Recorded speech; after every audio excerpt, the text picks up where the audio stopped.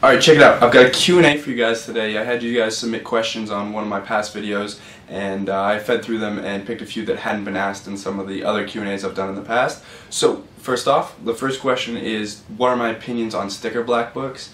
I know you guys know I have one. I've put stickers in books here and there in the past, but in my opinion, obviously stickers are better suited on the streets.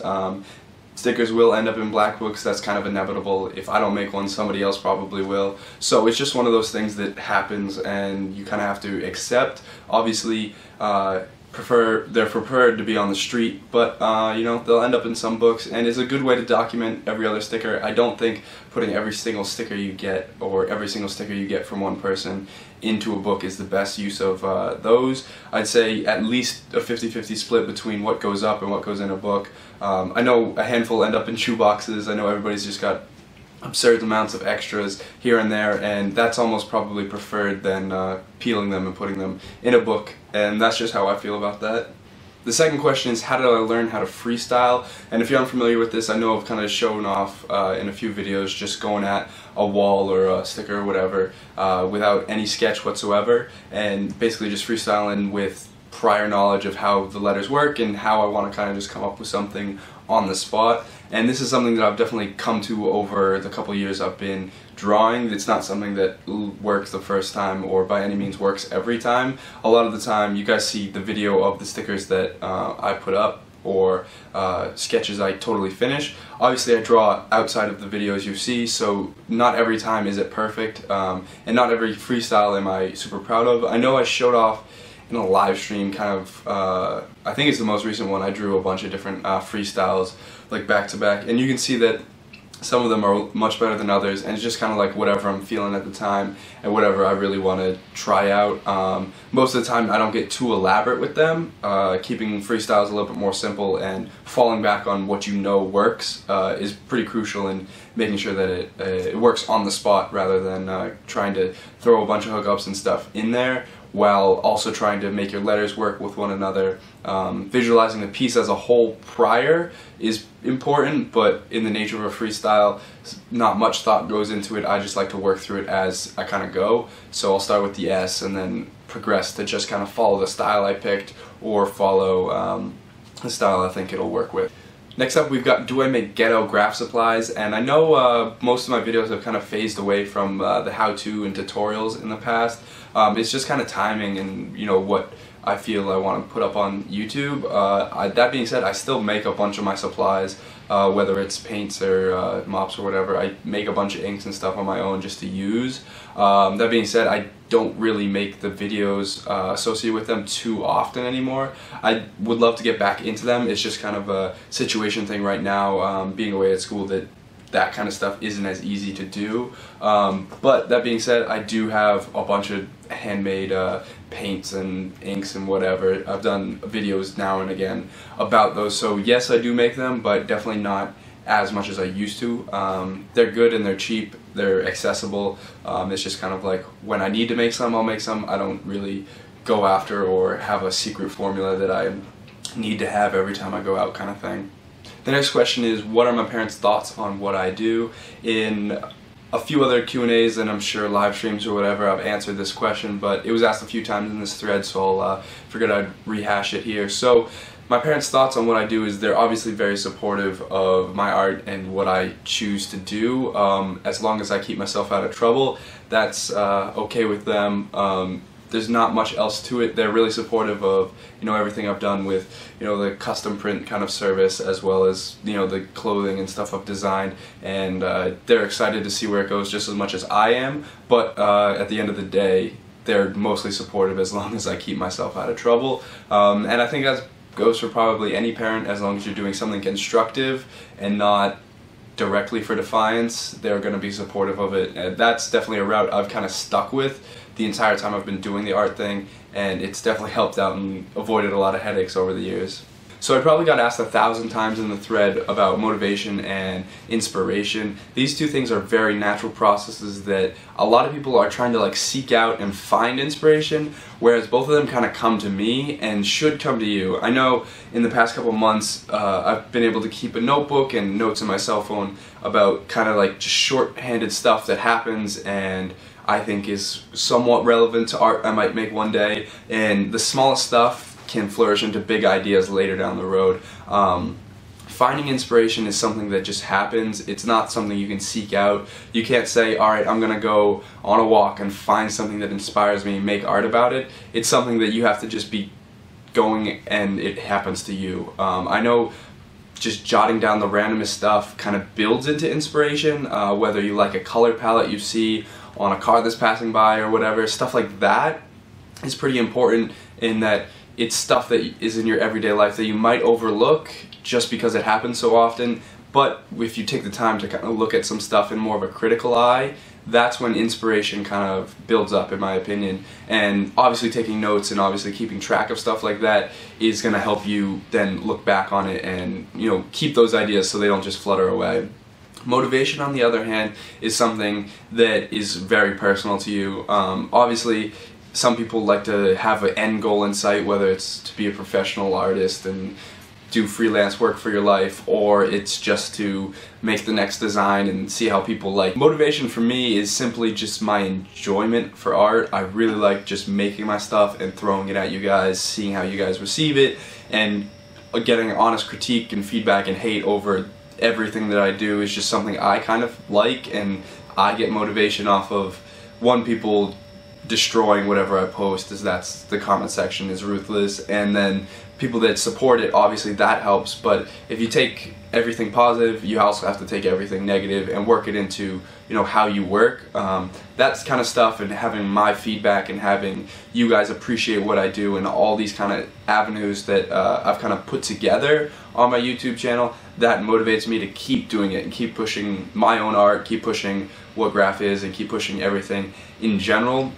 And that's what motivates me. Your motivation could be totally different. You could be motivated by becoming a professional artist or just doing something on your day-to-day, and art's just a secondary hobby kind of thing, and your motivation is simply just a time thing. You just enjoy spending your time doing it.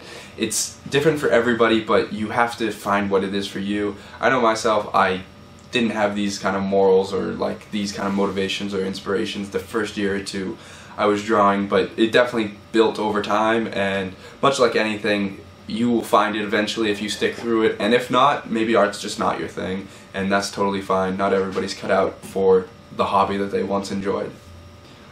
The next question is, what markers do I suggest for beginners? And a lot of you guys know I even still use markers such as Crayolas and Sharpies. They're cheap, they're easy, and they're gonna make you learn the techniques of any alcohol marker, for example, in the practice that you're not wasting money buying these big expensive markers. For myself, I still don't purchase nearly half the like premium supplies you guys are all kind of throwing your money at when I see videos of people using these premium supplies and their techniques are just not worth the time and money that they're spending on these supplies, when they could learn these techniques and use Crayola or Sharpie, for example, to really kind of hone out their skills as far as technically drawing. Pencil and paper is huge. That stuff is just goes hand in hand. I sketch and draw all the time with pencil and paper. That's easy. Everybody should be able to access that. But with Sharpies and Crayolas, the markers are dirt cheap, and you can get a nice color palette, and if you work with them, you can get some really good results. I know there's a handful of videos of me drawing with these supplies and me using them to their full potential, in that you can get some nice fades, you can get some splatter effects, you can really start to work with them for the markers they are. Obviously they won't work as well, that's just a given, but if you're just starting out, there's no sense in wasting your money on markers that you don't even have like the technical backing to really use them for their full advantage. And for the full price, markers that range from like $8 a piece, that's just foolish to be spending that when you could buy a set of like 50 Crayola for that same one black marker. So that's just my opinion on that, and there's a handful of videos, I'll link a few in the description, of me using just random Crayolas or just one-off markers that I've found that are just just random markers that you can still use and still work with and piece with. It's just what you do on the other end in your drawing techniques is what'll make the art, not really the supplies at the end. I know I'm gonna get some flack for this, as the majority of you guys on the internet seem to be on the other end of the spectrum for this one, but the question is tits or ass, and I'm gonna have to be a tits guy. Alright, much like the Crayola question, the favorite paint question is something that has to do with your personal like economic situation and technical skill. Obviously, dollar cans are where I started and where most of you guys should start. Getting $10 cans and working those to the bone and really just practicing with those is really important. I've used those and still use those all the time. They're perfect to practice with and test out new techniques or whatever without wasting, you know, the $5 and $6 cans. But overall, I think right now my favorite brand of paint has to be Fresh Paint because of the price and because of the color range and just use overall. Starting at $3 a piece for the 400 milliliter cans, you got 30 different colors. That's comparable to the stuff you can buy in store, and with a little bit extra shipping charge you can get paint that one supports the community of graffiti as well as it works with all our caps and all that blah blah blah that it can. It's definitely the best in my opinion. Obviously there are premium paints that are better quality and work in better scenarios, but if I would have to say, I would have to give it to Fresh Paint time after time just because of the price difference. For me, price is a huge thing when I'm buying paint. If it's going to give me a good color, a good control on the wall, it's not going to drip, it's not going to do a bunch of different things, and if it's going to be true to what I expect from a brand, those are the big threest things. And if what the hell, the three biggest things, and if I can go at it with buying 2 cans to every one from somebody else, I'm going to go for that any day. The next question is, do I see myself doing this till near death or old age? And the answer to that is definitely. I don't see myself, you know, losing interest in this at any time. The whole art thing is a huge hobby of mine. Maybe one day I'll be able to make it into a full-blown career and do that, but for now it's a big hobby and I can see myself doing it, but who knows where my motivation or interest will be in 5 or 10 years. I say this now, but really only time will tell if I continue down the road. Specifically, I can see myself always being in a creative outlet, whether it be art or like some deviation of, you know, the graffiti I'm doing now, but who knows exactly where it will be. So I can see myself always doing something kind of on the creative side, but not necessarily black books and stickers and stuff for my entire life. You know, I can see myself getting bored with it, moving on, coming back to it. It's just all up in the air, who knows. Somebody asked how they would get quality supplies, but they don't have much money to spend on them. And the answer to that is, much like anything, you're going to have to work towards purchasing supplies and stuff like that. My biggest suggestion is finding an outlet, such as a job or something, to feed your hobby. Myself, I was able to kind of spin off work I had done outside of art and whatever, like an actual job, and spin it into stuff I can invest in and make money off of now. Much like my print service and stuff like that, I'm able to do something I like and feed my hobby at the same time. I wouldn't nearly have as many opportunities within like screen printing, for example, if I hadn't kind of marketed myself as a screen printing service and like printed for other people while still learning techniques that I can then use for my own art and stuff like that. That's just my example of how I've kind of funded my art. I think that's how I'm going to take this question, more so how to fund your art, as like quality supplies and stuff like that I've already kind of touched on. But getting a job, working towards something is important.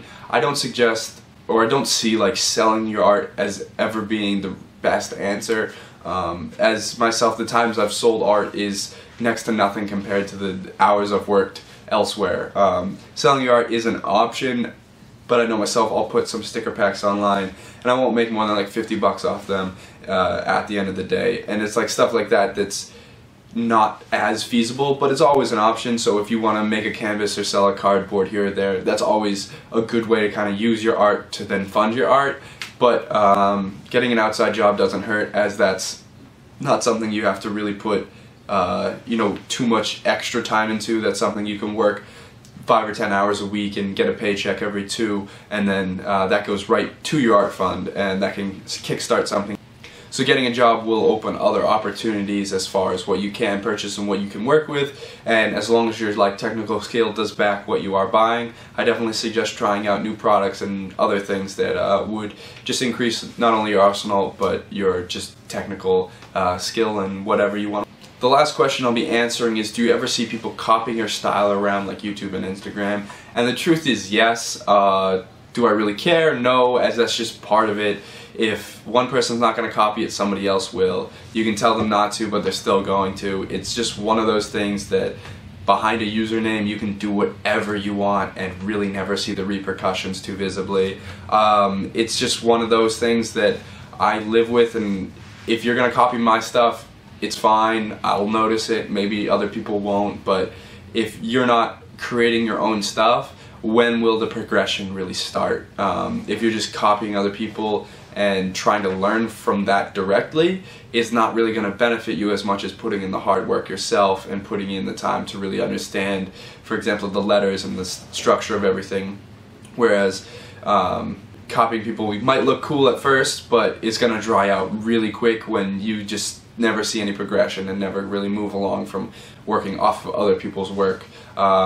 You know, that is a part of art, is working from other people's other people's learnings, but it's definitely not something that you should really focus on, and I don't really care at the end of the day. If you want to copy my stuff, that's on you. You can use it to your advantage. You can try to learn from my stuff. That's very different. That's a huge derivative of it. But if you're just simply copying letter structure and style, it's not really going to bode well a year down the road. And I'm sure you guys have seen someone bite off a character or whatever, and they usually get ring out by everybody on the post, but it's something that it still happens, and people are not as good about knowing that it is kind of a poor thing at first. But you know, at the end of the day, if they want to copy you, that's on their shoulders and not so much yours. As well as if they're copying you, you probably did something right. So I'm going to cut it there, guys. That's really going to do it for me on this Q&A. If you have any outstanding questions, feel free to leave them in the comments down below and I'll get to them, as well as I'll link you to the other Q&A videos if you want to check those out. I've posted them over the past couple years, and they probably have some similar questions to this, as well as some other random ones trickled in there. So that's going to do it for me, guys. Peace.